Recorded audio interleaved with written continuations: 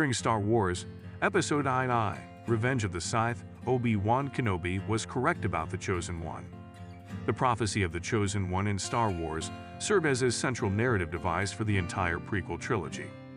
George Lucas offered the concept that a Force user would ultimately become the Chosen One of the Force and restore equilibrium to the galaxy, even though it was not included in the original trilogy.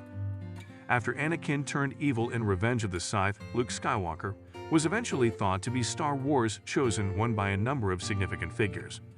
Among them was Obi-Wan Kenobi, who told Maul in Star Wars Rebels that he thought Luke would balance the Force. Nevertheless, Obi-Wan made a hint during Revenge of the Sith that he thought Anakin would act in this way, and he was subsequently shown to be correct.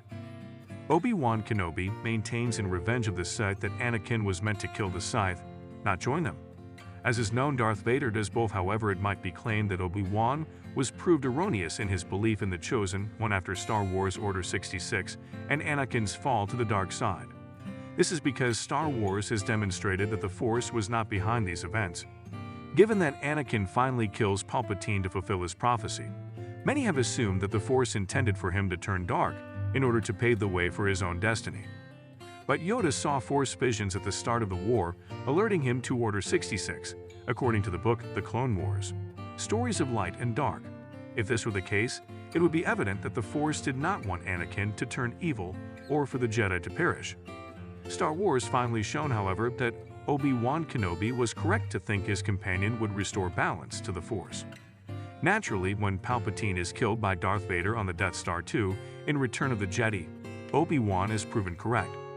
Even if the forces may not have been for Anakin's adventure to unfold as it did, the mysterious Force eventually changed direction. Anakin was forced to fulfill his destiny by the Force, which allowed Vader to destroy Palpatine and put an end to the Sith, at least temporarily. This thus demonstrated that Kenobi was right. The Sith were annihilated by Anakin, even if the Jedi later came to think that Luke Skywalker would restore balance to the Force, a belief that was, in a way, also true. Therefore, even if the way things turned out was not in accordance with the will of the Force, Obi-Wan's statements from Star Wars, Episode II, Revenge of the Sith, that Anakin was destined to accomplish this were completely accurate.